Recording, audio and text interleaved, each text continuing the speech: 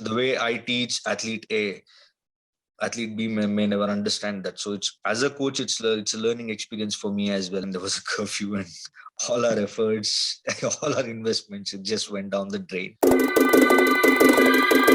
Coach, firstly, thanks a lot for taking time out from your busy schedule for this Indian MMA Origin series. So, how's it going there in Mysore, first of all? Mysore, now, first of all, thank you for having me on your show. It's an honor, okay? Because, you encourage combat sports so much. It's really honor for me to be here on your show.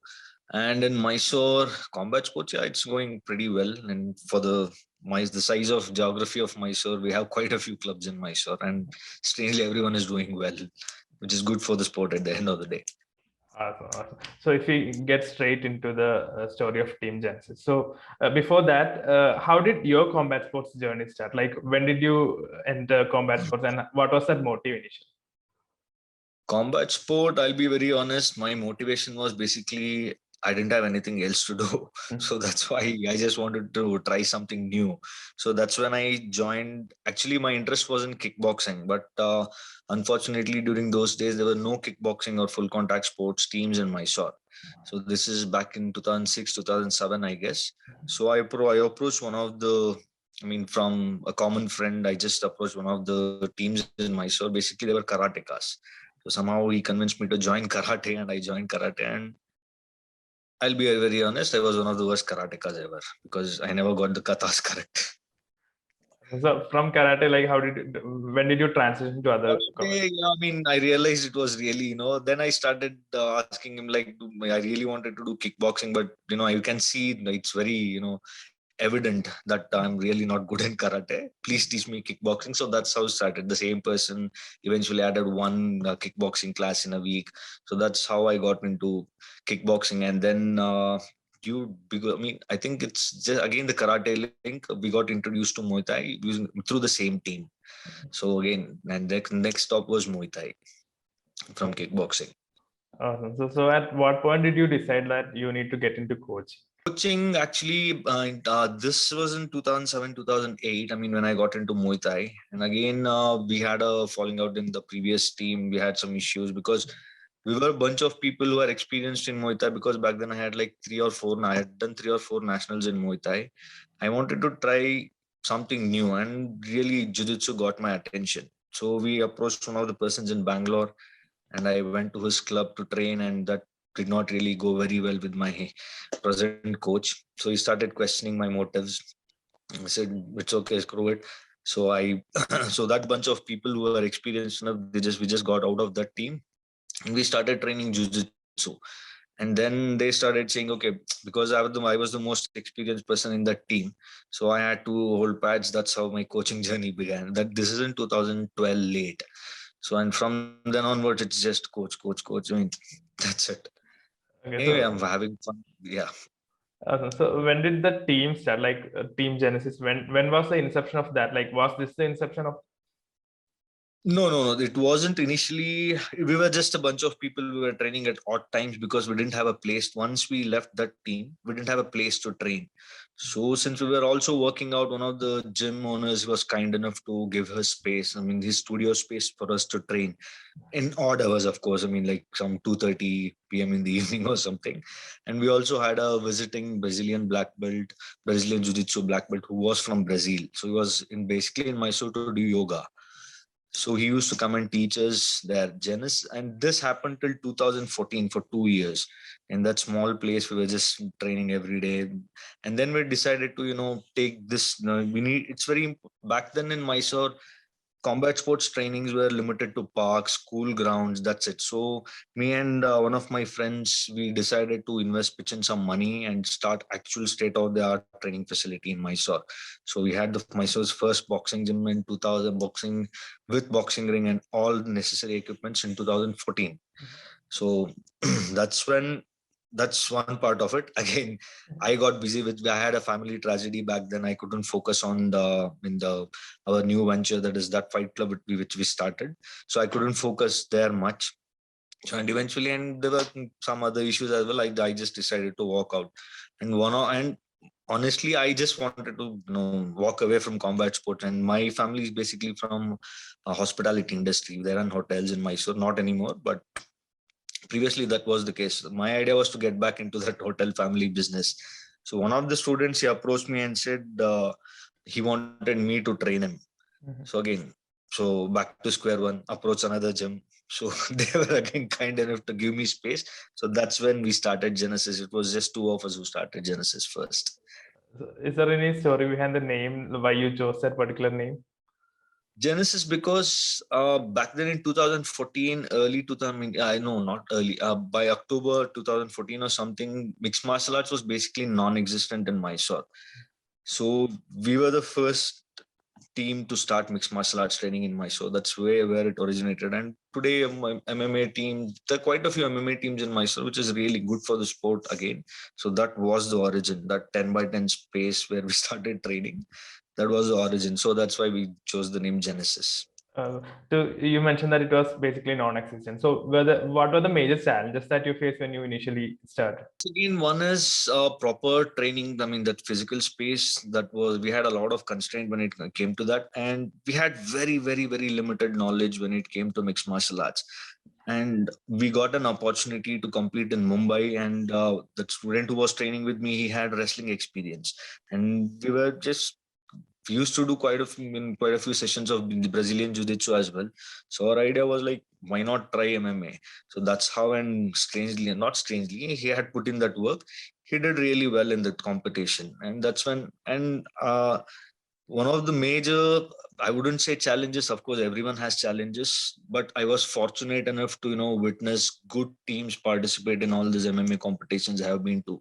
That was a great learning experience for me. I always look at good athletes fighting, good corners giving instructions. That was great learning for me, so that I can carry the same thing back to my gym, and that's how we started training jiu-jitsu. And luckily, we are a good team today. I mean, yeah, big and good team today.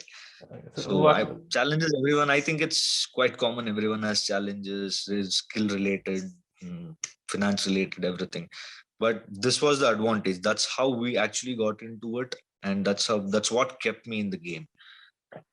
Okay, so what's the structure of the team at the present moment? Like, how is it function, and how many fighters are there in the team? Like, Fighters post COVID, lot of them they just vanished into thin air. So we still have quite a few, but they are active boxers right now.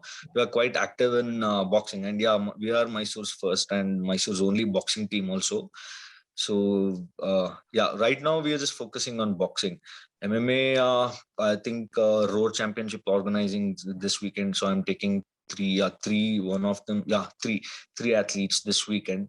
And hopefully for the during, I mean, by the time we host the next nationals, I'll have at least 6, 7, 8, 9, 10 of them, hopefully. So structure, yeah, they're keen students, but most of them are new. I think they still need experience. So they'll still need to put in a lot of work to improve and step inside the cage. great. So if you look into the future, like, what's the roadmap that you have set for your team and your club on the long run? Club, I really, we all say, passion is what keeps us going and all. Yeah, passion is also there, but at the end of the day, it's plainly a trade. You pay fee, I teach you. As simple as that. I would say my goal is I need to reach a point where I don't charge fee for anyone. I must be in a position to give training free of cost, irrespective of where your background or whatever it is. That personally, that's my goal. And also, I've been talking to quite a few people regarding, if there is a possibility of, first thing is we need to think of taking this to universities, schools, and everything, and eventually find a way to make martial arts mainstream education. So if there is a course where we can just give proper education, especially what I'm saying is not how to develop coaches. This is for coaches. Okay, because even today we have coaches who say don't take protein, don't take that, don't do this, don't do weight training. So give them proper education about strength training, nutrition plans, everything, and make them proper coaches. So I'm just talking to quite a few people and few people in Mysore University saying this can be a course. We need graduated coaches. That's eventually that's my whole idea. Bring this to mainstream. I mean that's a far long shot, but anyway, there's nothing wrong in trying. Most of the So, time they just shoot me away, but anyway, my job is to try. So you mentioned about being parts of many events as well. If I remember, like there were some events in Mysore as well. So what was the Yeah, experience of being behind that? as I had mentioned in one of my posts, being Mysore's first mixed martial arts team, it's also more like a responsibility to organize Mysore's first mixed martial arts event. So again, a lot of people came together. One of the restaurant owners in Mysore, he was kind enough to give us space, organize events, and he was very supportive. So that's how we just wanted to do that event to give opportunities. And as I told you, there are quite a few clubs in Mysore, and I always made it a habit to approach one new club every time and bring their athletes. It shouldn't be like only Team Genesis fighters fighting. That's really not good, right? So I started approaching other clubs as well. So again, most of it was a negative answer. But anyway, we did have people from other clubs. I'm really glad they made it to the competition. So again, we planned one more event in Mysore. Again, the first one was in March. I think you were there for an interview, and then the next one was planned on November. First one was MMA. Second, we planned cage kickboxing. So unfortunately, on the same day came out Ayodhya verdict, and there was a curfew, and all our efforts, all our investments, it just went down the drain. So we put a cage inside the gym, and we still managed to do it. I would like to, using this platform, I would really want to thank all the fighters who came all the way, expecting a big show, but still ended up fighting in a gym. So thank you for fighting at the end of the day. So again, we are still planning to host more events once this COVID thing is over. Still, there are quite a few restrictions. So once that is over, I'm sure we are going to organize more events. Okay. On another note, you are also the president of Gamma India. So what's the future plans and major things that you have in place for the federation? Federation, as I told you, I am right now approaching people from the federation. As I told you, universities and all. That's what we are doing. Another thing I'm planning to do is to form a cooperative society kind of a thing where we are in a position to provide financial assistance to athletes, coaches who, suppose they want to venture out or travel abroad for training. And again, it's going to take a lot of time, and we are planning to also another main thing is we need to look at infrastructure. Okay, as you know, transportation of cages, ring, it takes a lot. So we are planning to have at least 3 or 4 cages across India, different parts of like one in north, south. That's how we are also planning that. That is secondary. That's okay. That can be managed. The main part is making our affiliates, combat sports, practitioners, financially independent. So that's why we are also, I'm just talking to various people. Again, as I told you, it's about cooperative society where everyone can pitch in some money, give out loans. That's again, and bring it to mainstream using universities. That's my thing. And have your own good training facility where you can have national camps, especially. I think we need to focus on tier 2 cities like Mysore, and I'm also in the procedure of applying for civic community site in Mysore. So if we get that, will soon Gamma India will have its own proper headquarters with training facility where we can run national camps. Great. And again, find sponsors to take athletes abroad, especially this time it's Germany. It's very expensive. So find sponsors. Again, unless you bring this to mainstream, yeah, getting sponsorship is also a big challenge. So if a fighter comes to you and like says to you like he wants to be an MMA fighter, like what advice would you basically give to that person? Most welcome, pay the fees, come and train. No, if someone comes to me and tells me MMA fighter, I'll be encouraging. I'll just tell him the process, like it's a slow process. There's quite a few things to learn, be respectful to each other. That's mat etiquette, that's different. But I get people who come and tell me like, I want to become Mike Tyson, I want to become McGregor. That people, like, dude, really? Like, okay, I see McGregor type of people more often rather than just most of them. It's fitness enthusiasts right now, and eventually they get interested in combat sports. Trying to compete. That's how it is. Again, and encourage. That's all I can do as a coach. Give them proper education. Give them time to learn.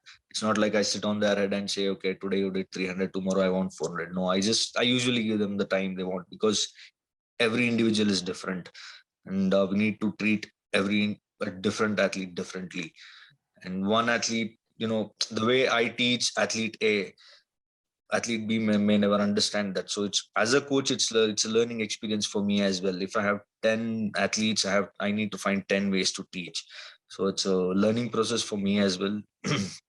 Yeah, I'm just a coach doesn't mean the learning process is over.